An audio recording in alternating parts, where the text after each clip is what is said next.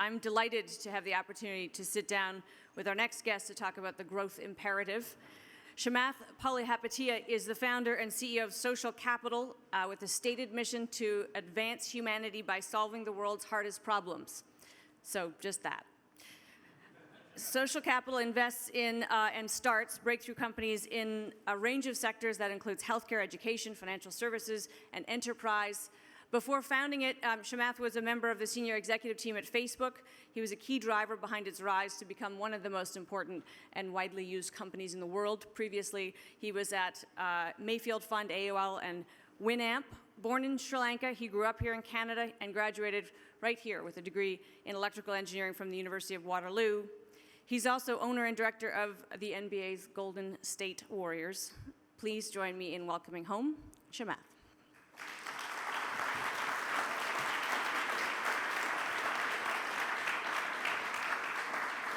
Hi.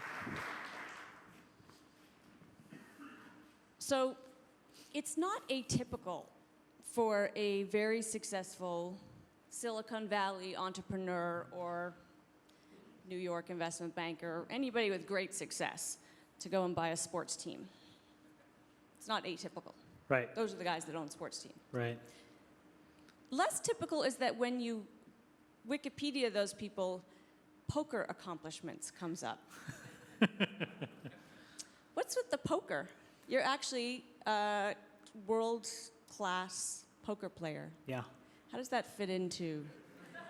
I am. Yeah, it's something that people are pretty curious about, and I kind of describe poker in two ways. The first is that it is a microcosm of life, in that you get a starting hand. Sometimes it's fantastic, and sometimes it's not so fantastic. And you have to make adjustments along the way. At some point, you have to take some fundamental risk, and you either win or you lose. And what that is for me is an outlet to just reminding myself how frankly lucky I've been. I really did end up in the right side of the ledger. Despite sort of some turbulence in how I grew up, I got exceptionally lucky in how some things turned out for me. I could have gone to some other company. Instead, I went to work for Facebook, as an example. And so poker is just a very good clarifying function for just how frankly probabilistic life is, and sometimes you can be on the right side or the wrong side. That's the first thing. Second thing is, you will think that you have the absolute best of it, and you will lose. And sometimes you can lose a small amount of money, and at this point, the way that I play poker, you can lose large amounts of money. And why is that important? Well, for me, it just basically divorces an emotional relationship that I had early on with money because I grew up so poor. And that allows me to just have a very practical view of what money is, which is just an instrument of change. It's a lubricant. It allows me to accelerate my worldview. I can make it, I can lose it, and I'm functionally the same person, and my values don't change. So that's why I play poker. I want to talk about Facebook. Yeah. I read that you have said in the past that you had a chip on your shoulder when you got to Facebook. What was that about? Well, I went through the engineering program at Waterloo, and I was a marginal student. Academic probation when I started, and functionally literate when I graduated. And so, but I did really well in my co-op terms, in my work terms. And so I graduated with this sense that I was really competent. I know I may not have been book smart, but I was life smart and street smart. And I could get from point A to point B, and I could motivate people, and I can get things done. But I also, despite the fact that I wasn't that great of a student, I had tremendous pride in this idea that I was an engineer, and that an engineer was somebody who was building things, with your hands, like with physics, like you were manipulating atoms, not bits. And so, I'm this bright-eyed, bushy-tailed guy, and I show up at Facebook, and everybody's calling themselves an engineer. And I'm like, oh, well, I did electrical. What kind of work did you do? And I was expecting someone to say, oh, yeah, solid-state physics, and I worked on, XYZ chips. And they were like, oh, well, I write code in Java. And I'm like, well, that's a programming language. And so that was kind of where it started, where I was just like, what's going on here? I mean, very quickly, the bigger takeaway of this whole thing was I lived through a period of time where and this is why this is important, all of the value in what technology has done has been at the further and further top parts of the stack, meaning it's all at the application level. It's what all the stuff that all of us interact with, right? Whether that's Amazon Prime, whether that's Facebook, Snapchat, Instagram, it's all these things at the top. And there is a lot of complexity there, and those people are fundamentally engineers, something I didn't appreciate. But why that's also important is I actually think we're about to come full circle, and we're restarting right at the bottom, and we're going to rebuild an entirely new stack. And that will take the old definition of engineers to be able to do correctly, which we can talk about if you want later. Yeah, just tell me what you mean by that. What's the new stack? Well, I tell everybody that I work with, your entire life's work was made possible somewhere in and around July 18th, 1968, which is when Intel was started. And the reason is the entire world we live in has been enabled by a very specific worldview that Intel defined for the world through CPUs. And it was their x86 architecture. And nobody now who's a developer or an engineer or 20-something has even a clue why that matters, because they don't need to know any of it. Now, Puneet talked about it earlier, but we are actually in a meaningful move to a world of machine learning and AI. And he's right. There is, right now, machine learning and AI is like teenage sex. It's like everybody says they've done it, everybody thinks about it, but no one actually knows what the hell they're doing, and nobody's actually done it, okay? And but in this move, the reason why all of this stuff hasn't been possible today, so for example, if I said to you, cure cancer, I could tell you how to do that. I can tell you today, but I could not actually do it. There are not enough compute resources in the world. There's literally not enough power that we can funnel to a given data center to basically figure out the solution to the problem. And the reason is everything ultimately needs to run on this dated architecture, these dated frameworks. And so there's been some unbelievable innovation at Puneet's old company, Google. And there will be a next generation of Gordon Moore and Bob Noyce, the people that founded Intel. Those people are running around Silicon Valley. They may be running around Waterloo today. And they are going to build an entirely new architecture that enables machine learning and AI. And it's from that foundation we will eventually get to all these things that we think are possible. And that's probably what the future holds. That's probably more transformational and impactful to all of us than anything else that's happening right now. And is that where you're investing? Yeah, in fact, we're actually building one of those architectures as we speak with the core team that actually did it at Google. I made that decision over the course of about a day and a half. And it was an exceptionally large check, because if you're trying to actually build chips, these are not $5 or $10 million decisions. These are $100, $200, $300 million decisions. But it's that critically important, because unless you reimagine everything at the absolute bottom, physical substrate, the literal bits and atoms, there will really not be any of these really compelling things. And the most compelling form of machine learning or AI that you interact with will be Google search or Facebook newsfeed, which kind of betrays the whole opportunity of what technology should do at its best. So if you believe that there's going to be autonomous cars, there will be an entirely new platform that some young engineer creates. Is it the blockchain? I think that that's again, that's kind of to me like up here at this level of the stack. It's an interesting thing, not particularly that. It's interesting, but my imagination is now much more captivated in a very different way. So we're back at ground zero. So this is a 30-year process, and so I don't have many good answers. I just have a directional sense of, I think, what has to happen. Your mission to tackle some of the hardest problems. What's on the list? Is cancer on the list? Yeah, so let me give you an overarching framing for this, and I'll give you the specifics. I think today, sort of, democracy is under attack. And the reason is because democracy creates a framework of freedom, right, of personal freedom. You and I can basically do whatever we want. And the net result of that is both of us decide to allocate our resources however which way we choose. Your time, my money, people's abilities. Some people become engineers, some people become foremen, some people become nurses, some start companies, some become artists, right? And in that process, society becomes more mature, self-actualized, there's more peace, there's prosperity. So it all works. But it sits on top of a lubricant called capitalism, okay? And the problem today is capitalism is just fundamentally broken. And the reason is because of two reasons. One is the law. So in countries like the United States, we've bastardized and perverted the ability for a few of us with capital to completely change the system to the way that we want it to work. And so we can walk around in our own little utopic world and say, this is how I want this system to work, that system to work, and I can make it so. And there's like, a couple thousand of us that can do that. And then the second part about it, which I think is fundamentally broken, is this then idea that in that world where the law is perverted, you have technology which then accelerates that even faster than you could have ever imagined. And so, we have these articles today, if you've been reading the paper, autonomous vehicles. On the one hand, it's like, wow, autonomous vehicles are good, and there's 2 or 3 companies that can invest to make it so. And on the other hand, there's 4 million people with jobs related to driving just in the United States. Well, if those 4 million people went out of work, the unemployment rate is 11%.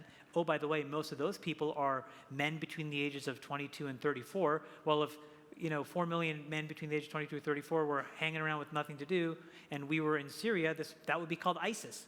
And so you have to really internalize, there are structural things that are happening here that to me says we're in an inefficient system. So I believe part of our responsibility is to sort of reallocate capital more equitably. And so I try to find systems that I think represent inequity, that are broken, where I can, with a reasonable allocation of capital, fix them to be more equitable for as many people. So in that, healthcare, so the binary act of living and dying, okay? 2, education. How can you acquire skills so that you are that much closer to being self-actualized and the ability to pursue your own passion? Financial services. So how do you get access to the functional lubricant that allows you to do it, which is money, for better or for worse?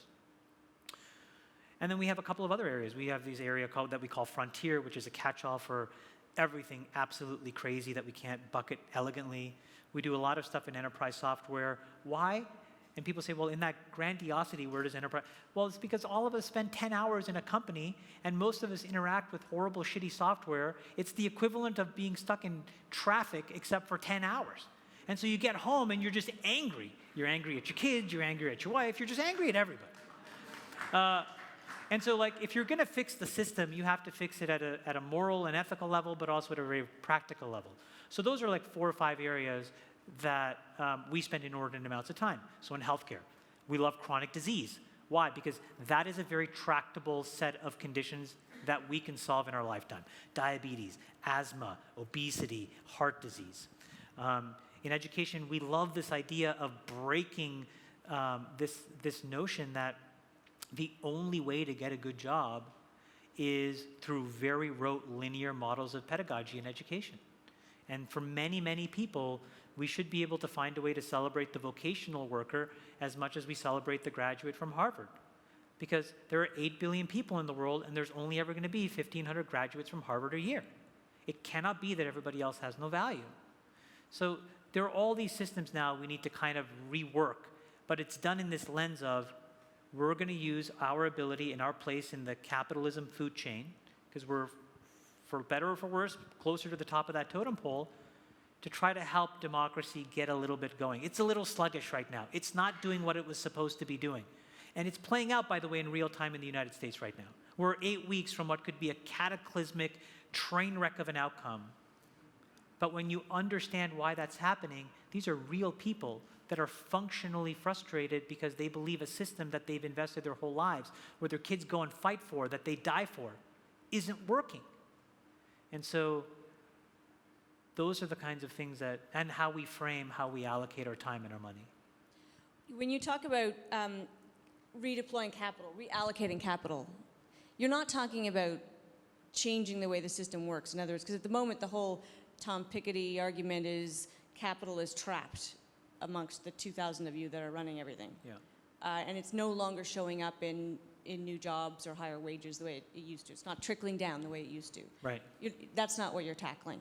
You're Well, talking about tackling I just think that, look, we're never going to get away from the fact that there is a cloistered group of people that have amassed immense amounts of power and money. And I think that's only going to get exacerbated. We just have to balance that with a more inclusive amount of people that are at the table that can sort of fight and reallocate capital and ideas against things that also matter. Like, to me, it's quite interesting, you know, like when you look at the Koch brothers, combined almost $100 billion of wealth. They have lived in a world where they've basically been, you know, I don't know if anybody watches House of Cards on Netflix. They are the equivalent of Raymond Tusk. You know, they owned politicians. They owned political systems. And what was so fascinating to me is in this election cycle, at least in the United States, they said, we've thrown our hands up in the air and said, we're out. That's great because it starts to break the back of this oligopolistic approach to allocating power and money. And so we just have to do more of that. And the way that we do that is we have to get a more inclusive set of people to the table. And so it may be the case that our diabetes solution saves some guy's life, but that may mean that his son doesn't have to drop out of school to pay for his diabetes. And as a result, that kid goes to college. Maybe that kid meets somebody. Maybe that kid starts something. Then that kid becomes the next Mark Zuckerberg. And that kid is now tainted with the fact that, you know, it was just a hair, a fraction that separated him from being, you know, some line worker who needed to make an hourly wage to pay for his dad's meds. And he will have a different morality and a different ethics. And so he will make the system slightly better. And then you get a couple of women, and then you get a couple of minorities, and you do all this stuff, and it's a little bit more inclusive, and you just have a better chance of the whole thing working for longer. I just want to remind the audience that we are welcoming your questions via the app. I don't like to share, but I'm happy to know what you would like to ask Chamath. You have a variety of different investments. We've been talking here about scaling up, the troubles with growth. We could talk about we could talk about Slack, which is growing at a tremendous rate. Sure. But you also went through this at Facebook. Yeah. You were an early stage employee at Facebook and took it right through all of the craziness. Yeah. So is there a secret to managing growth better? Is there a secret to, does your experience at Facebook help you now with the management at Slack? Yeah, so the context at Facebook was, you know, my team had built this thing called Facebook Platform, reasonably successful. Then my team went off and we built these two products. One was our self-service ad system, where literally I told the guys, you have no creative freedom, copy Google. And then the second where me, Mark, and Adam D'Angelo, who's now the co-founder of Quora, and Aditya Agrawal, who's now the head of engineering at Dropbox, the four of us collectively took our heads, shoved them as firmly up our own asses as possible, and built this convoluted thing that was, you know, trying to track you on different websites and send back this, which today seems like, who cares? But in 2007, basically, we're like, we care. And we went through a whole bunch of lawsuits, and at the end of that, there was a real impact to Facebook's trust and its perception in the market. And so I said to the board, I'm proposing to create this thing. I'm going to call it the growth team. I have all these strategies. I mean, I had no strategies. I said, I have strategies. And we're going to go and figure out how to engineer product market fit. And what that really means is, at least in consumer software, do you understand the psychology of what you're building to enough of a degree where you can isolate these key points where just an average person has this dopamine rush around a reaction to something you're doing? And then can you capture it, and then can you make it mechanistic? And that sounds like a bunch of gobbledygook, but literally what it meant at Facebook was, you know, I would see how like literally people would emotionally react to when they saw somebody from 10 or 15 years in their past, as an example. Yeah. And then we saw that like, wow, when women would like post 7 photos, men would actually post 3 more photos. And it's like they have all these things. And so we just started to document, characterize, measure, analyze, and we built it into a massive system that allowed us to amplify what was naturally happening. So the takeaway when I left and I started Social Capital was, wow, we can probably do that. And the question was, could we do it for any kind of company? Could we do it for an enterprise company, a healthcare company, a rocket company? And it turns out you can, because they're all struggling with the same thing. It's how do you get a group of people to understand the context of what you're doing? How do you make it analytical enough so that it's measurable, so that you can scrub out all the anecdote and the lore? Because everybody loves the bullshitter at the water cooler who has their version of history. But we all know they're a bullshitter, but when nobody else says anything, we take it as fact. And so you have to basically invalidate that guy. And then you can actually start to have a systematic way of understanding how to make a company successful. And it applies to anything. You know, my wife and I have started a bunch of local businesses in the Palo Alto area to make the culture, and they're food businesses, artisanal ice cream in a restaurant. And it applies there too. You create context, you create some measurability, some analytical framework, and that's succeeding. And so I just think it's a universal principle. A collection of people against a mission, embodying a similar set of values, understanding context, and then not being able to bullshit. It's amazing, that last part, how important that is. Not being able to? Yeah. You can say the word, bullshit. Yeah, you can say bullshit. That's like the best bad word you've said so far. Yeah. You did grow up poor, is how you put it. Welfare. Tough situation. Yeah, it was great. How, No, seriously, it was the best thing that ever happened to me. well, so I mean, seriously, was it? It was incredible. I mean, in the time, it was horrible. Of course. Lived above a laundromat in Ottawa, Ontario, in a little French ghetto called Vanier. But I went to a really good high school, Lisgar Collegiate. Every little rich muckety-muck went there. I didn't. And so I secretly hated all of them. But what it really was doing was lighting this unbelievable fire, this like nuclear reactor inside my stomach, where I'm just like, I am just going to win. And you know, it wasn't really until Waterloo where it started to really unlock. Again, particularly in these work terms where I was in the work environment, I'm like, I can crush. I just knew that I could do it.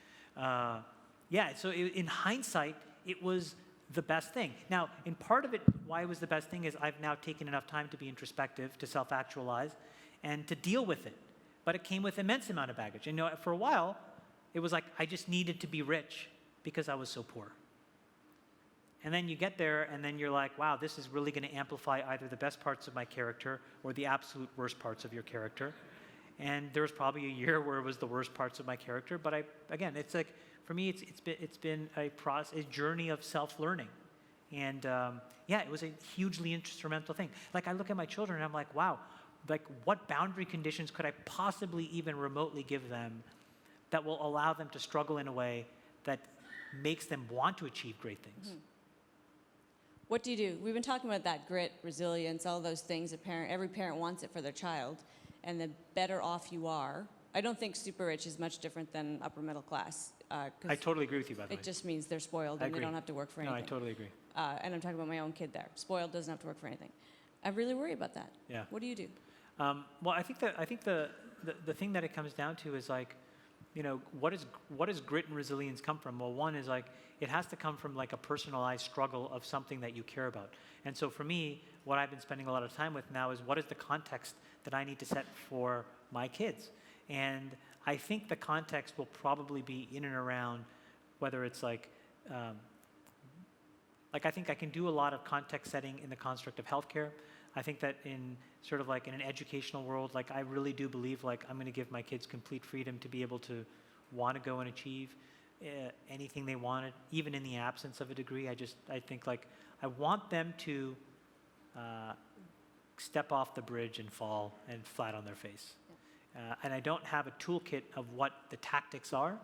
But yeah, it all comes back to this idea of grit and resilience. And oh, by the way, like the educational system has a huge role to play too. Like we have frankly like coddled and like diapered kids all the way up through high school now, where like you don't really give them and put them in a situation where they can overachieve or underachieve with any meaningful consequences. Everything's managed to the middle. Our sports infrastructure is all about everybody gets to score a goal, everybody gets to get on the field. So it's not just a parental thing, because even if you try to do something and, you know, I don't know, punch your kid in the face and kick him out in the snow, it doesn't matter because everybody else will be there with 19 blankets and a warming hut and, And the police. and and it's like, okay, great. I mean, so there's nothing you can do by yourself. So again, it goes back to like Ray Dalio, who I don't really read a lot of, but he's the founder and CEO of Bridgewater, which is the world's largest hedge fund, has this book, and I would tell you, skip basically all 285 pages, but on page 286, he has a framework for talking about economies, and I think it applies to kids, which is economies are only ever in one of four states. You're poor and you know you're poor. You're rich, but you still behave like you're poor. You're rich and you behave like you're rich. And then you're poor and you still behave like you're rich, right? And it's a cycle. And you can map all countries in the world to this very simple kind of model. America is kind of rich behaving rich. India is probably poor behaving poor. China is rich behaving poor. France is poor behaving rich, and you can figure it all out. And there's a version of that I think applies to like to children, which is like you have to find a way to create like these struggles where you can create grit and resilience. I haven't figured it out yet, but. You could have been describing, no doubt, some arc you went through. Was there a moment when it was enough?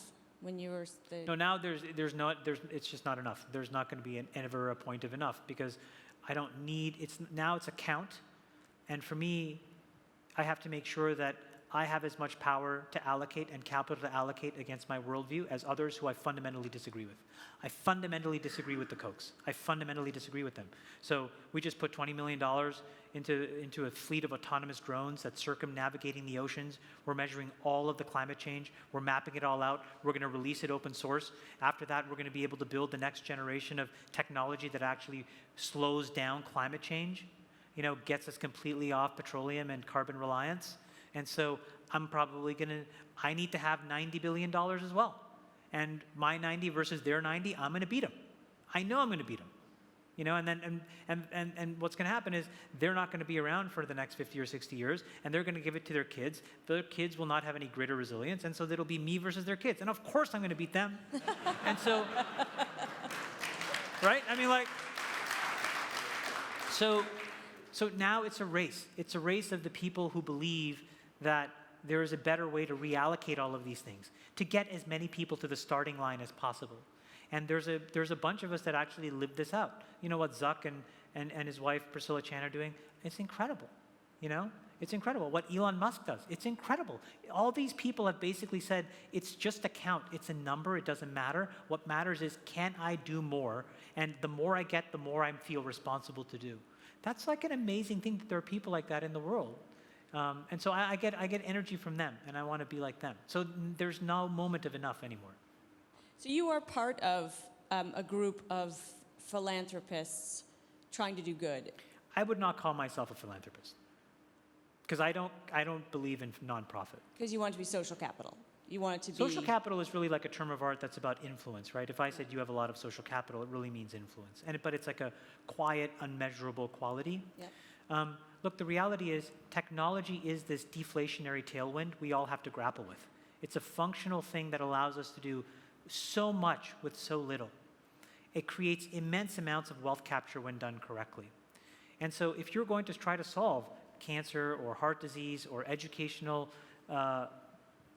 issues or financial systems, you're going to have to be technological. Well, the problem is the minute you say that, you're competing with Google, whose offices are right here, who's going to pay people hundreds of thousands of dollars a year.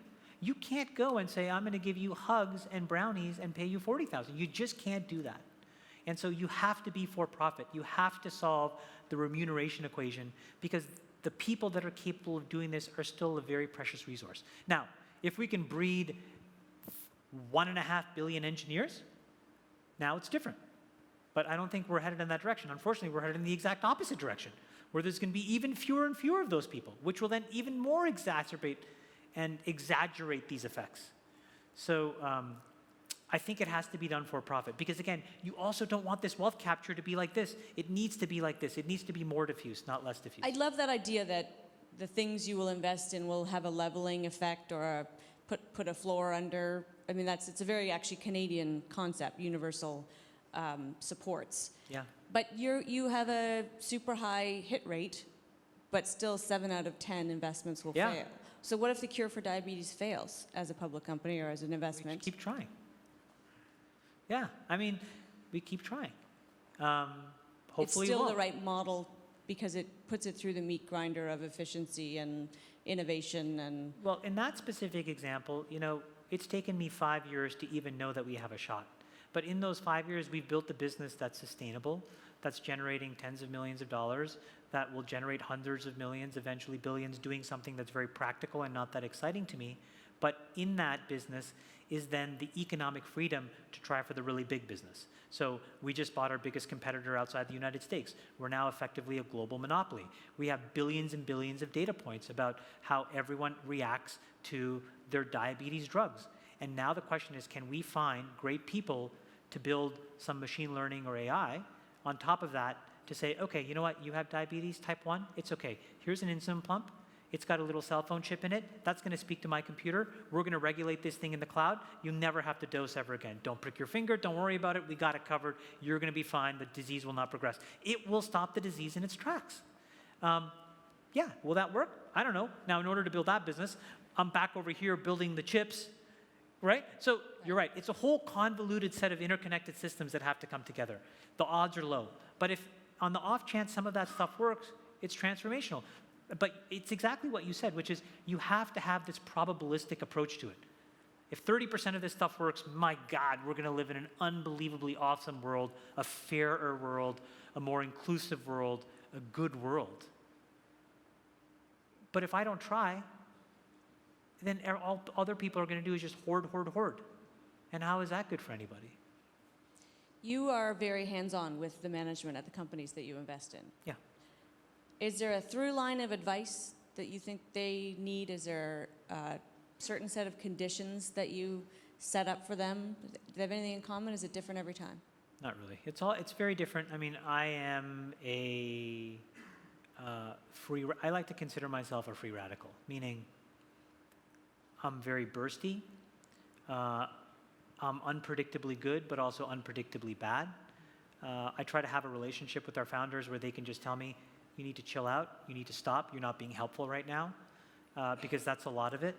But in that safe zone, every now and then, we land something that's, I think, exceptional.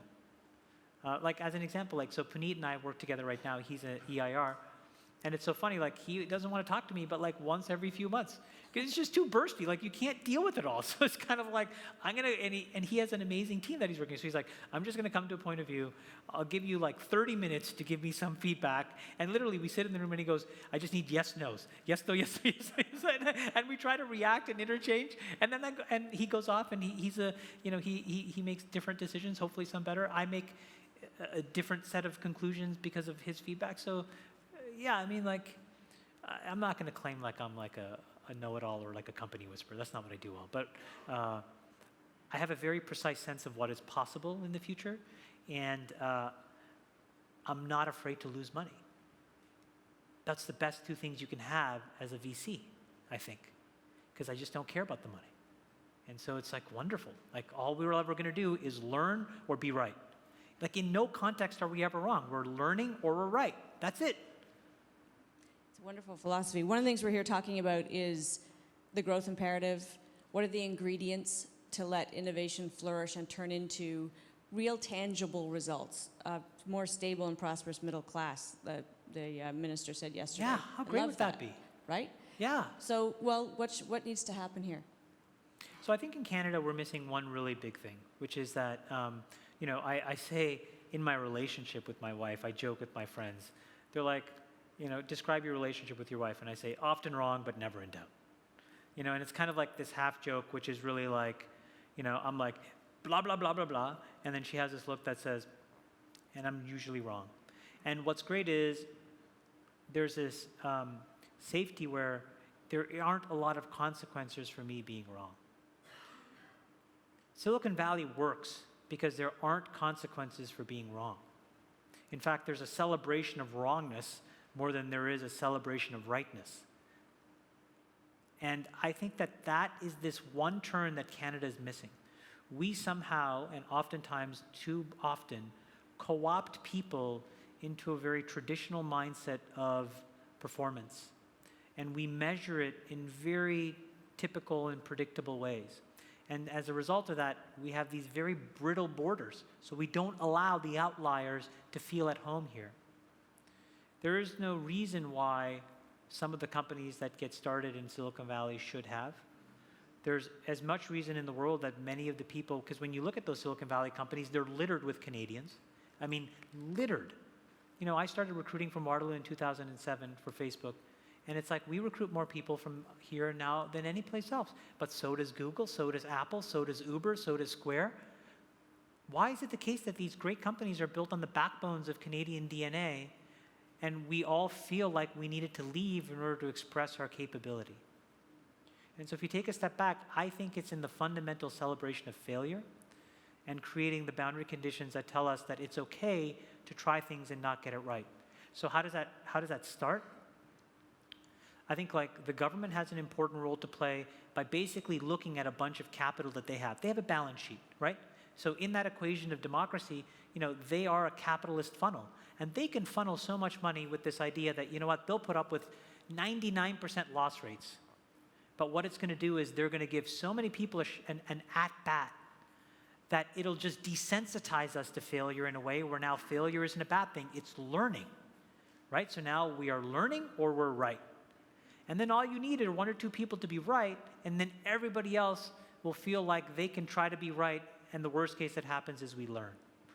So the government can play a big role. Universities can play a big role. Individuals that start companies can play a big role by doing more and more of it. And then people like me can play a big role by being a force multiplier and basically amplifying that there's more capital to be had by trying stuff than there is by basically taking the safe way out. And so that's the one thing that we need, is just that shift in mindset. And it doesn't have to happen all across Canada. It can happen here in Waterloo. It can happen in the corridor between here and Toronto. But if that happens and you amplify that with capital, there is a Silicon Valley-esque type entity, environment, thing to be built here. And when you think about why that's even more powerful, do you think like the next umpteen thousands, tens of thousands, brilliant Chinese, Indian, Afghan, African entrepreneurs are going to the United States? No, they can't even get in. So this country should be sucking them up with a sponge, mirroring them to the people that are here and saying, go. Yeah. You're Canadian. You self-identify as Canadian? I'll always be a Canadian citizen. I've lived now in the United States more than I've lived in Canada, but I was born in Sri Lanka. I lived there for 6 years. I was here from 6 through 21, 22, and then 22 to 40 in the United States. And I identify as Canadian. I mean, I'm not American. I have an American passport. I have the American infrastructure that helps me, but I love this country. I owe this country everything. If I was in the same situation, my dad was a long-term diabetic, you know, we had all of these healthcare issues in the United States, there's zero chance I'd be here. I mean, let's just be honest, zero. I'd be working some random job because I would have probably had to basically never go to college. If I did go to college, I'd be hundreds of thousands of dollars in debt. None of those things happened here. I mean, what a great country that is, that folks like us can randomly end up in a situation like this. The reason that I went there a little bit is there is some concern, I guess, that there's a culture in this country that's holding us back when it comes to innovation, entrepreneurship, willingness to fail. And it's the culture that everybody's level, right? You can't be the kid who's going to fail because you have to go work because your dad has diabetes. You're going to get to school. But then does good enough become good enough? Do we become a little complacent? Does it keep us from getting grit and resilience? Are our very social fabrics that make us great holding us back? So Just a tiny little two-minute question. So I think we have to tease out that there are systems and infrastructure that need to do what you just said, but a set of values that aren't necessarily embodied by those systems and infrastructure. So you can have a set of values that say, hey, listen, like we celebrate risk-taking, we celebrate learning, we celebrate exploration, we celebrate things that are not known, things that are not cleanly able to be put bows on, but we still expect that there's a system of interdependency and common decency and morality so that the few of us that get to the edges fund everybody else so that more of those people can go and explore. And let's not have such a brittle definition of success so that it's only by money, which is stupid, but it's also, it's great literature, it's beautiful art, it's the things that you create, it's the people that provide care to like the elderly because they believe in that, it's the person that teaches second grade and he or she loves it. And that's like, again, elevating our common consciousness. So it only happens by having a discussion about it.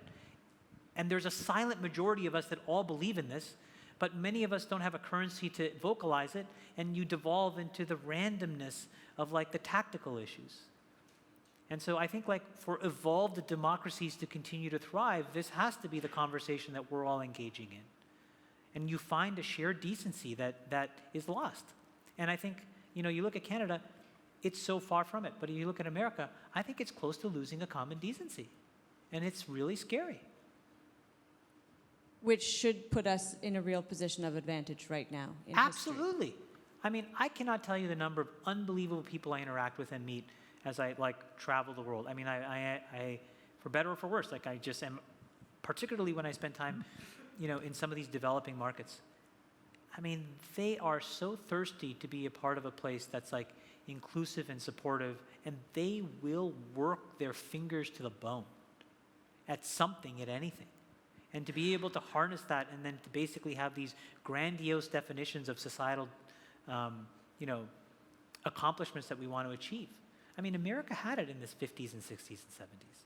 You know, I think Canada would do well to define a couple of those things. Why isn't Canada sending people to Mars? Maybe that's what we should do. I'm glad you will always be Canadian because you do us proud. Thanks. Thank you. Thanks. Chamath, I'll probably go to you.